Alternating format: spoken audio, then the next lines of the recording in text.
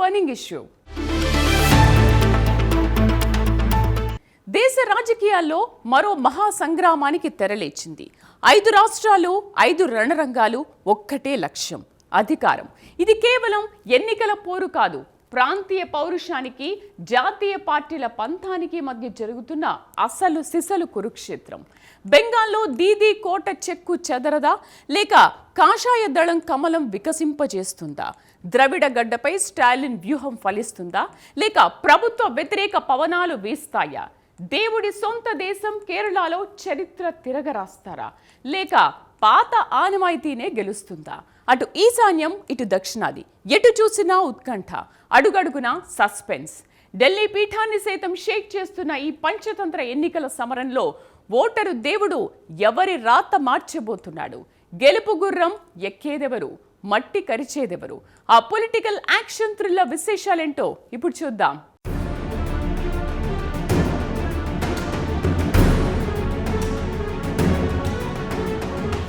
భారత ప్రజాస్వామ్య వ్యవస్థలో ఎన్నికలు కేవలం అధికార మార్పిడి ప్రక్రియ మాత్రమే కాదు, అవి ప్రజల ఆకాంక్షలకు అద్దం పట్టే అద్భుత ఘట్టాలు.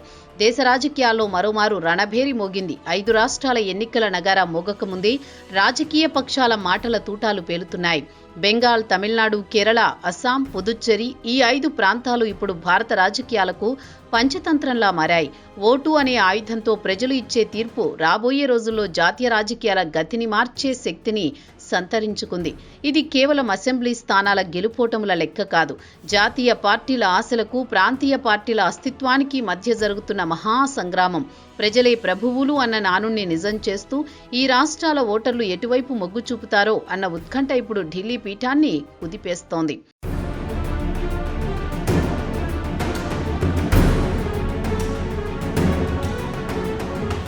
ఈ ఎన్నికల ప్రత్యేకత ఏమిటంటే, ప్రస్తుతం ఈ 5 రాష్ట్రాల్లోనూ సుస్థిరమైన ప్రభుత్వాలు నడుస్తున్నాయి. కానీ ఎంత ఎత్తుకు ఎదిగితే అంత గాలి వాన అన్నట్లు అధికారంలో ఉన్న పార్టీలకు ఈసారి ప్రభుత్వ వ్యతిరేకత అనే పెద్ద సవాల్ ఎదురవుతోంది. పశ్చిమ బెంగాల్లో తృణమూల్, తమిళనాడులో డిఎంకే, కేరళలో ఎల్డీఎఫ్, అస్సాంలో బీజేపీ, పుదుచ్చేరిలో ఎన్ఆర్ కాంగ్రెస్ కూటమి, ఇలా అందరూ తమ పీఠాలను కాపాడుకునే పనిలో పడ్డారు. అభివృద్ధి మంత్రం ఒకవైపు, ఉచిత పథకాల వల్ల మరోవైపు, ఈ రెండింటి మధ్య ఓటరు ఎటు మొగ్గుతారో చూడాలి. ఉత్తరాది, దక్షిణాది రాజకీయాల మధ్య అంతరాన్ని తగ్గించేలా లేదా పెంచేలా ఈ ఫలితాలుండబోతున్నాయి.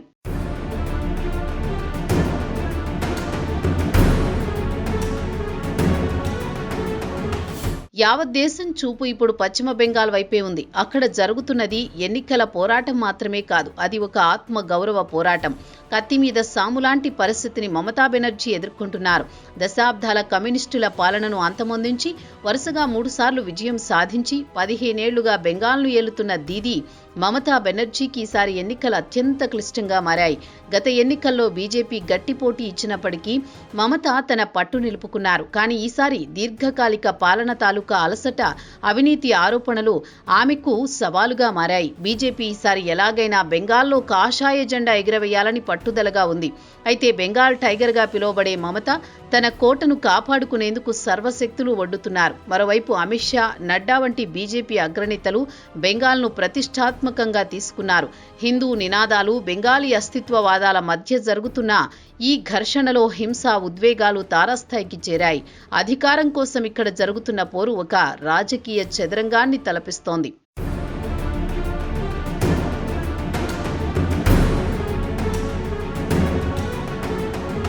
బెంగాల్లో మమతా ప్రభుత్వాన్ని గద్దెదింపడమే లక్ష్యంగా బీజేపీ పావులు కదుపుతోంది. తృణమూల్ నుండి వలసలకు ప్రోత్సహిస్తూ మమతను ఒంటరిని చేసే వ్యూహాన్ని కమలనాథులు అమలు చేస్తున్నారు. అయితే దెబ్బతిన్న బెబ్బులి మరింత ప్రమాదకరమన్నట్లుగా మమతా బెనర్జీ తనదైన శైలిలో ఎదురుదాడి చేస్తున్నారు. ఇదిలా ఉంటే కాంగ్రెస్ లెఫ్ట్ కూటమి కూడా తమ ఉనికిని చాటుకునేందుకు ప్రయత్నిస్తున్నా ప్రధాన పోటీ మాత్రం బీజేపీ, టీఎంసీ మధ్యనే నెలకొంది. బెంగాల్ ప్రజలు అభివృద్ధికి ఓటేస్తారా, లేక బెంగాలీ సెంటిమెంట్కు పట్టం కడతారా అన్నది $1 మిలియన్ ప్రశ్న.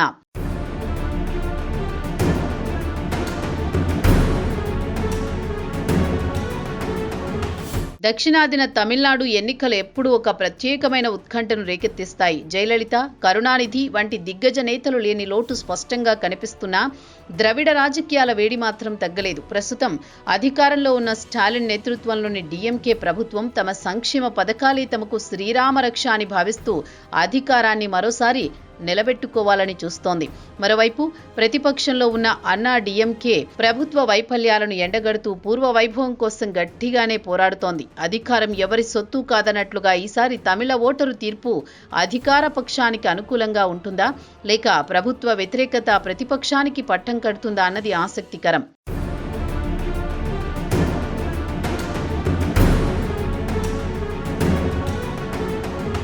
తమిళనాడు రాజకీయాల్లో వేలు పెట్టేందుకు జాతీయ పార్టీలు ఎప్పటినుంచో ప్రయత్నిస్తూనే ఉన్నాయి. ద్రవిడ కోటలో పాగా వేయాలని బీజేపీ తీవ్రంగా శ్రమిస్తోంది. పొత్తుల సమీకరణాలు, సొంత బల ప్రదర్శనలతో కమలనాథులు తమ ఓటు బ్యాంకును పెంచుకోవాలని చూస్తున్నారు. ఇక కాంగ్రెస్ పార్టీ అధికార డిఎంకేతో తమ స్నేహ బంధాన్ని కొనసాగిస్తూనే ఎన్నికల బరిలోకి దిగుతోంది. వాస్తవానికి అక్కడ ప్రాంతీయ పార్టీల హవానే నడుస్తున్నప్పటికీ జాతీయ పార్టీలు కింగ్ మేకర్లు కావాలని ఆశిస్తున్నాయి. సినిమా గ్లామర్, ఉచిత హామీలు, భాషా సెంటిమెంట్లు చుట్టూ తిరిగే తమిళ రాజకీయం ఈసారి ప్రాంతీయ పార్టీల వైపే మొగ్గుతుందా లేక జాతీయ పార్టీలకు చోటిస్తుందా అన్నది వేచి చూడాలి.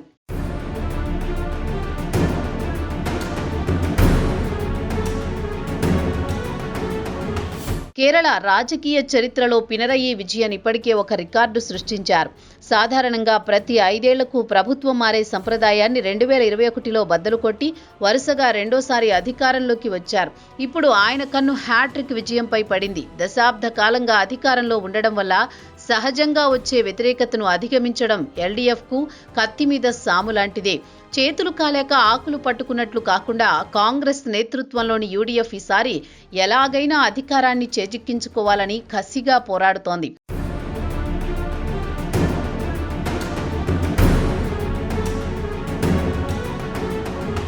సాధారణంగా ద్విముఖ పోటీ ఉండే కేరళలో ఈసారి బీజేపీ మూడో శక్తిగా ఎదిగేందుకు తీవ్రంగా శ్రమిస్తోంది. ఇటీవల జరిగిన స్థానిక సంస్థల ఎన్నికల్లో బీజేపీ సాధించిన ఫలితాలు కమలనాథులలో కొత్త ఆశలు రేకెత్తించాయి.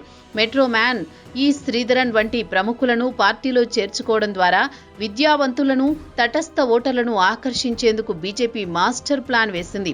శబరిమల అంశం వంటి సెంటిమెంట్లను రగిలిస్తూ హిందూ ఓట్లను ఏకీకృతం చేయాలన్నది వారి వ్యూహం.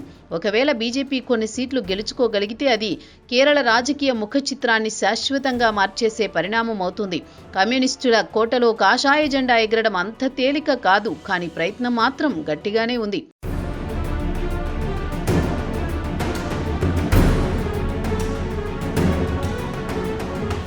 ఈశాన్య భారతానికి ముఖద్వారమైన అస్సాంలో ప్రస్తుతం బీజేపీదే హవా. ముఖ్యమంత్రి హిమంత బిశ్వ శర్మ తనదైన శైలిలో దూకుడుగా పాలన సాగిస్తున్నారు. గత ఎన్నికల్లో కూటమి విజయం తర్వాత ఇప్పుడు బీజేపీకి ఆయనే తిరుగులేని నాయకుడిగా మారారు. నోరు మంచిదైతే ఊరు మంచిదవుతుంది అన్న సామెతను మారుస్తూ తనదైన కఠిన నిర్ణయాలతో ఆయన వార్తల్లో నిలుస్తున్నారు. ముస్లిం ఓటు బ్యాంకుపై ఆధారపడ్డ కాంగ్రెస్ ఏఐయూడీఎఫ్ కూటమిని ఎదుర్కోవడానికి బీజేపీ హిందుత్వ కార్డును, అభివృద్ధి కార్డును బలంగా వాడుతోంది.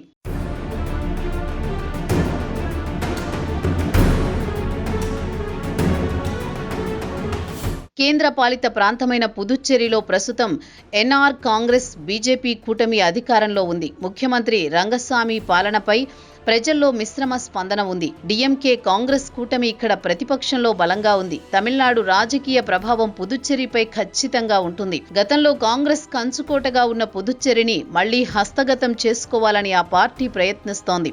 అయితే కేంద్రంలో అధికారంలో ఉన్న బీజేపీ అండదండలుండడం రంగస్వామి ప్రభుత్వానికి కలిసి వచ్చే అంశం.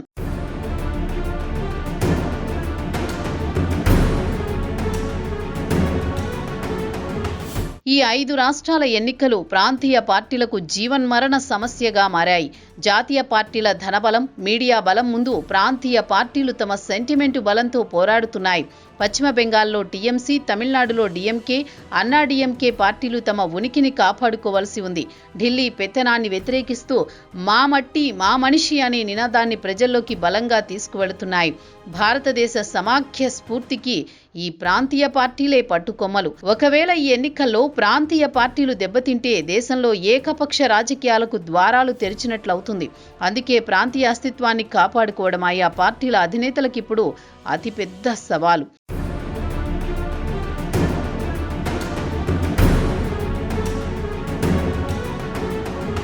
క్షేత్రస్థాయి వాస్తవాలను పరిశీలిస్తే ఎన్నికలు ఏకపక్షంగా జరగడం లేదని స్పష్టమవుతోంది. సర్వేలు, ఒపీనియన్ పోల్స్ ఎన్ని వచ్చినా ఓటరు నాడిని పట్టుకోవడం అంత సులభం కాదు. తమిళనాడులో సుమారు 6.26 కోట్ల మంది ఓటర్లు, పశ్చిమ బెంగాల్లో 7.32 కోట్ల మంది ఓటర్లు తమ తీర్పును ఇవ్వనున్నారు. కేరళ, అస్సాంలో కూడా మహిళా ఓటర్ల సంఖ్య కీలకం కానుంది. యువతరం, కొత్త ఓటర్లు సంప్రదాయ రాజకీయాలకు భిన్నంగా ఆలోచిస్తున్నారు. ఉచిత పథకాల హామీలు ఓటర్లను ఆకర్షిస్తున్నా నిరుద్యోగం, ధరల పెరుగుదల వంటి అంశాలు అంతర్లీనంగా ప్రభావం చూపుతున్నాయి. పైకి పచ్చగా ఉన్నా లోపల పుచ్చులుండొచ్చు అన్నట్లు ఏ పార్టీ ఎంత బలంగా ఉందో ఫలితాల రోజున గాని బయటపడదు.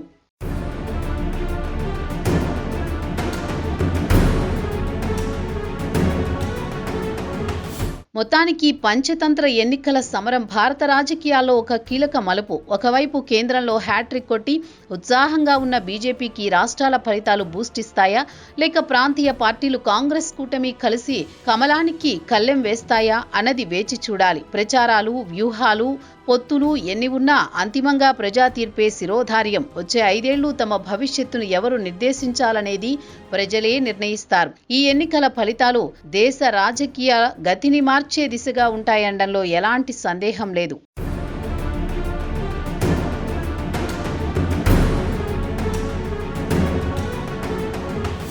ఏదేమైనా ప్రజలు తీసుకునే నిర్ణయం కేవలం ఒక పార్టీ తలరాతనే కాదు, రాబోయే 5 ఏళ్ల తమ జీవితాన్ని, తమ పిల్లల భవిష్యత్తును నిర్దేశిస్తుంది. మరి ఈ 5 రాష్ట్రాల ప్రజలు ఉచిత పథకాల మాయలో పడతారా, లేక అభివృద్ధి అనే వాస్తవానికి పట్టం కడతారా అన్నది చూడాలి. ఎందుకంటే ఓటు అంటే కేవలం వేలుపై పెట్టే సిరా చుక్క కాదు, అది ప్రజాస్వామ్య వ్యవస్థపై పౌరుడు వేసే చెరగని ముద్ర. మన తలరాతను మనమే రాసుకునే వజ్రాయుధం. నాయకులు మారొచ్చు, పార్టీలు మారొచ్చు, కానీ పౌరుడి బాధ్యత మారకూడదు. ఆవేశం పక్కన పెట్టి ఆలోచనతో అడుగు వేసి ఆత్మసాక్షిగా ఓటేస్తేనే అది ప్రజాస్వామ్యానికి దక్కిన నిజమైన విజయం.